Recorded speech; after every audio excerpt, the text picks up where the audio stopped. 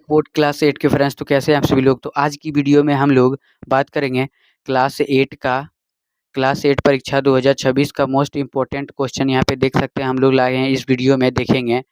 ये जो क्लास 8 का जो जितने भी जो हम लोग 5 क्वेश्चन इसमें सॉल्व करेंगे वो सारे इंपॉर्टेंट हो सकता है आपकी झारखंड बोर्ड क्लास 8 में। तो आइए हम लोग बिना टाइम वेस्ट करते हुए वीडियो को स्टार्ट करते हैं। और यदि आप चैनल पर पहली बार हैं तो हमारे चैनल को सब्सक्राइब कर सकते हैं। इसी तरह की वीडियो हमारे चैनल पर अपलोड होते रहता है। तो आइए हम लोग चले पहला क्वेश्चन देखते हैं। तो झारखंड बोर्ड क्लास 8 गणित महत्वपूर्ण प्रश्न, तो आज हम इस वीडियो में सॉल्व करें। देख सकते हैं यहाँ हमारा टाइटल हो गया। अब देखिए हमारा पहला क्वेश्चन यहाँ पे क्या बोल रहा है कि यदि किसी यदि 2x plus 5 plus is equal to 17 हो, मतलब 2x प्लस 5 बराबर 17 हो, तो x का वैल्यू ज्ञात कीजिए। आइए हम लोग इस क्वेश्चन को देखते हैं कि कैसे सॉल्यूशन होगा। ये क्वेश्चन झारखंड बोर्ड क्लास 8 में कई बार पूछा गया है। ये क्वेश्चन वेरी वेरी इंपॉर्टेंट हो सकता है आपके लिए। आइए हम लोग इसको देखते हैं। क्या है हमारा क्वेश्चन, यहाँ पे लिखा गया है 2x प्लस 5 बराबर क्या है 17। अब ये जब हमारा यहाँ पे देख सकते हैं ये प्लस में 5, तो क्या करेंगे, ये जो 2x है हमारा इधर बराबर के उस पार जाएगा, ये जो 5 है बराबर के उस पार इधर इधर प्लस है, तो उधर जाएगा तो क्या हो जाएगा, ये माइनस माइनस 5, क्योंकि इसका साइन चेंज हो जाएगा। उसके बाद ये हमारा 2x, जब ये दोनों को घटाएंगे तो हमें क्या मिलेगा 12। जब इन दोनों को घटाएंगे तो हमें 12 मिलेगा। उसके बाद जो इधर हम जानते हैं कि 2 किस में है, गुना में है। जब ये गुना में है तो ब्रैकेट की उस पर, मतलब उस पर जाके ये भागा में मतलब डिवाइड में चेंज हो जाएगा। हम जानते हैं कि 2 का टेबल में यहाँ पे 12 कितने बार में आता है, तो यहाँ 6 बार में। तो हम यहाँ लिख सकते हैं x बराबर 6। ये हमारा क्या हो गया, इसका आंसर हो गया। ये हमारा क्या हो गया, इसका आंसर x का वैल्यू क्या आ गया हमारा 6। तो हम लोग फिर दूसरे क्वेश्चन को देखते हैं कि दूसरा क्वेश्चन हमें क्या बता रहा है। देखिए यहाँ पे हमारा दूसरा क्वेश्चन है कि द्विघात समीकरण के ये जो इक्वेशन है, समीकरण को गुणनखंड विधि द्वारा बनाना है। यदि आप हमारे वीडियो में पहली बार देख रहे हैं तो यदि आप हमारे चैनल पर पहली बार आए हैं तो आप हमारे चैनल पर जाके देख सकते हैं कि वहाँ गुणनखंड विधि द्वारा कैसे सॉल्व किया जाता है इक्वेशन को, यानी समीकरण को। आइए हम लोग तब तक इस क्वेश्चन को सॉल्व करते हैं जो हमारे यहाँ पे इक्वेशन दिया गया है। इसको जैसे हमारा इक्वेशन है 2x² माइनस 5x प्लस 6। यहाँ पे एक चीज़ हमें जानना है कि जो लास्ट वाला संख्या जो है यहाँ पे, तो ये हमारा अल्फ़ाबेट है, नंबर, यानी यहाँ संख्या तो 1 है, कुछ नहीं है। और जो सबसे फर्स्ट में है सबसे लास्ट में गुना करेंगे तो यहाँ कुछ नहीं है, 1 है। और यहाँ पे 6 है, तो दोनों को गुना करेंगे तो हमें क्या मिलेगा, 6 मिलेगा। उसके बाद यहाँ 6 को एलसीएम देना है। अब 6 को इस प्रकार से एलसीएम देना, मतलब जैसे 2 का टेबल में हम लोग 3 बार में आता है, हम ये जानते हैं। लेकिन अब यहाँ पे 3 और 2 को इस तरह से गुना या भागा करके आपको यहाँ पे -5 लाना है। कैसे लाएंगे, यदि हम लोग यहाँ पे लिखा हुआ है, जैसे कि यहाँ देख सकते हैं एक्स स्क्वायर है, क्या लिखा हुआ है एक्स स्क्वायर माइनस क्या लिख सकते हैं हम लोग 2x माइनस 3x, क्योंकि दोनों को जोड़ेंगे तो हमारा -5 आएगा। आएगा कि नहीं, 100% आएगा। उसके बाद हमारा बच गया ये 6, इसको प्लस लास्ट में उसी तरह रहने देना है। अब यहाँ पे क्या करना है, यहाँ पे कॉमन ले लेना है। यहाँ एक ब्रैकेट आ जाएगा हमारा, यहाँ पे देखिए यहाँ पे एक हमारा ब्रैकेट हो गया, यहाँ हमारा ब्रैकेट हो जाएगा। ये इसको हम लोग अलग से, एक ब्रैकेट इसका हो गया और एक ब्रैकेट इसका अलग से हो गया, और एक ब्रैकेट हमारा जो इधर वाले संख्या का इसका हो गया यहाँ पे। अब क्या करना है, इन दोनों में आपको इक्वल खोजना है, मतलब ढूंढना है दोनों में एक जैसा क्या दिख रहा है आपको, दोनों में क्या दिख रहा है एक्स। यहाँ जो एक्स है वो दोनों में है। यहाँ से यदि एक्स को हम लोग कॉमन करते हैं तो यहाँ एक्स स्क्वायर में से एक एक्स निकला, क्या बचा 1x, यहाँ एक स्क्वायर बच गया। लेकिन यहाँ 2x में जब एक्स निकल गया तो यहाँ क्या बचा, सिर्फ 2 बचा, ये हमारे इधर ब्रैकेट में। और यहाँ जो इक्वेशन है हमारा -3x प्लस 6, मतलब यहाँ से हमारा माइनस भी ऊपर में यहाँ पे कॉमन होगा, और यहाँ एक्स भी, एक्स तो नहीं, यहाँ पे एक्स क्यों नहीं होगा, क्योंकि यहाँ दोनों में एक्स नहीं है। जब हमारा -3 कॉमन हुआ तो यहाँ क्या बचा, सिर्फ एक्स। जब यहाँ एक्स बचा, ये माइनस कॉमन हुआ तो बीच वाला जो प्लस है वो भी क्या हो जाएगा, माइनस। और 3 का टेबल में ये 2 बार में आता है, 6, यहाँ पे लिख लिया। उसके बाद हम लोग यहाँ देख रहे हैं, यहाँ पे ये जो पूरा ये इक्वेशन हम यहाँ पे देख सकते हैं, ये जो है इक्वेशन यहाँ से लेकर के यहाँ जो पूरा है, यहाँ पे आपको क्या कॉमन दिख रहा है इन दोनों में से, हमें क्या दिख रहा है यहाँ कॉमन, यहाँ जो x-2 है, x-2 एक ब्रैकेट का कॉमन जैसे सेम सेम दिख रहा था, ये हम लोग एक ब्रैकेट में लिख लिए हैं। उसके बाद दूसरा ब्रैकेट में क्या दिख रहा था हमें, ये x और -3, ये हमारा इसका गुणनखंड हो गया, मतलब टूट गया। ये इसका हमारा आंसर हो जाएगा।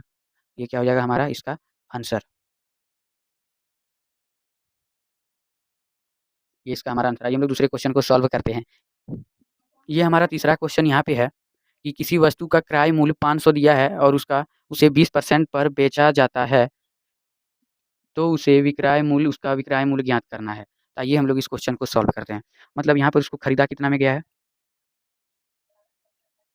500 500 दिया है इसका विक्रय मूल्य। उसके बाद हमारा यहाँ पे हम जानते हैं कि 20% के लाभ पर बेचा गया, तो हम लोग क्या करेंगे, 500 का पहले 20% निकाल लेंगे। ये हमारा इसका 20% को निकालने के लिए 20 से गुना और 100 से इसको डिवाइड करना है, 100 से इसको भाग देना है, 100 से भाग देना है। उसके बाद हम यहाँ जानते हैं कि नीचे का 2 जीरो यहाँ पे क्या हो रहा है, हमारा कैंसिल हो रहा है। नीचे का 2 जीरो यहाँ पे और ऊपर का 2 जीरो क्या हो गया, कैंसिल हो गया। तो हमारा क्या बचा, क्या बचेगा, यहाँ पे 5 बचा और यहाँ पे 20 बचा। दोनों को गुना करेंगे तो कितना होगा, एक, ये दोनों को गुना करेंगे तो हमारा यहाँ पे आ जाएगा, यहाँ पे हमारा आ जाएगा क्या, 5 गुना 20 करने पर हमारा क्वेश्चन का आंसर ये जो है 100 आ जाएगा।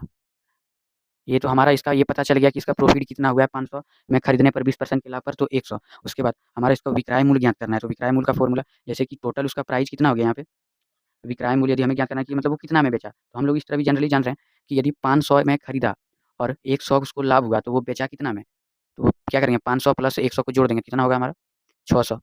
इसका विक्रय मूल्य क्या हो जाएगा हमारा 600। ये हमारा क्या हो जाएगा इसका आंसर, इसका आंसर क्या हो जाएगा हमारा 600। उसके बाद हम लोग, ये हमारा तीसरा क्वेश्चन हो गया। हम लोग आइए चौथे क्वेश्चन को सॉल्व करते हैं। उसके बाद हमारा चौथा क्वेश्चन आ गया, लेकिन यहाँ पे गलती से प्रिंट होकर के यहाँ 5वां हो गया है।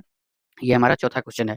उसके बाद क्या बोल रहा है, एक हमें क्वेश्चन से पता चल रहा है कि एक वृत्त है, एक वृत्त है जिसका त्रिज्या 7 सेंटीमीटर है, उसका क्षेत्रफल और परिधि ज्ञात करना है और पाई की जगह पे 22/7 का वैल्यू पुट करना है।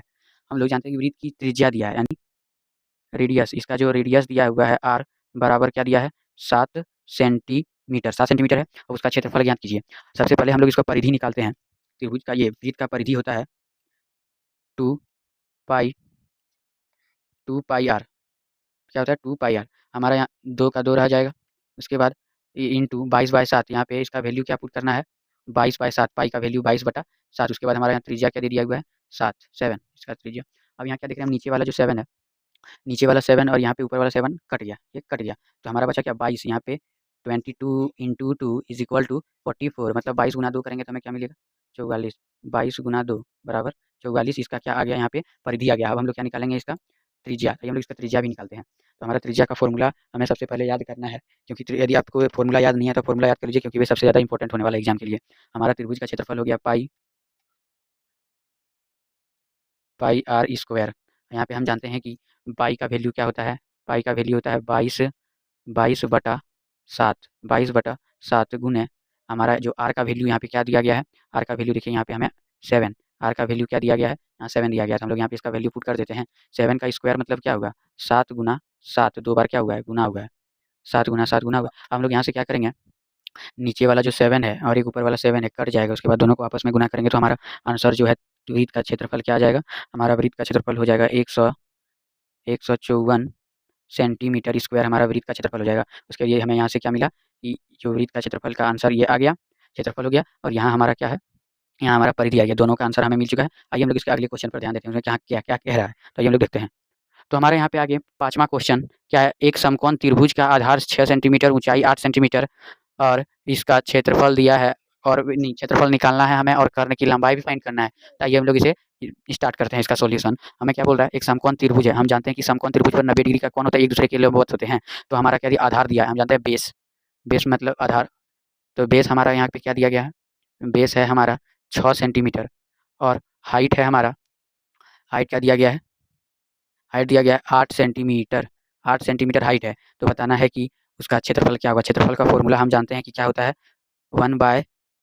1/2 into base into height. Base कितना है 6 सेंटीमीटर और हाइट कितना है हमारा 8, तो 8 हमारे यहाँ दे दिया गया है। उसके बाद जब यहाँ से हम लोग 2, जब यहाँ हमारा 2 से कैंसिल करेंगे यहाँ पे 8 कितने बार में, तो 4 बार में, 4 टाइम में ये कट जाता है। उसके बाद 6 और 4 को गुना करेंगे तो कितना होगा 24 सेंटीमीटर आ जाएगा इसका हमारा क्या हो जाएगा क्षेत्रफल। उसके बाद हम लोग यहाँ दूसरे साइड में हम लोग क्या बनाएंगे, इसका कर्ण की लंबाई ज्ञात करेंगे। हम लोग क्या जानते हैं कि जब समकोण त्रिभुज रहता है तो h बराबर होता है √b² प्लस b स्क्वायर मतलब p स्क्वायर। तो यहाँ हम लोग h मतलब जानते हैं हाइपोटेन्यूज, इसको कर्ण कहते हैं। तो इसका फॉर्मूला हो जाएगा हमारा अंडर रूट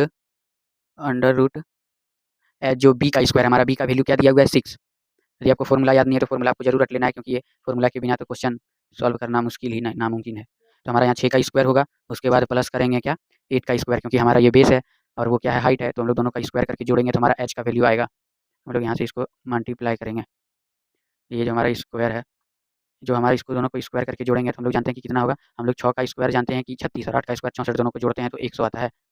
और जब यहाँ हमारा 100 आ गया तो हम जानते हैं कि ये किसका स्क्वायर है, h बराबर ये हमारा 10 का स्क्वायर है।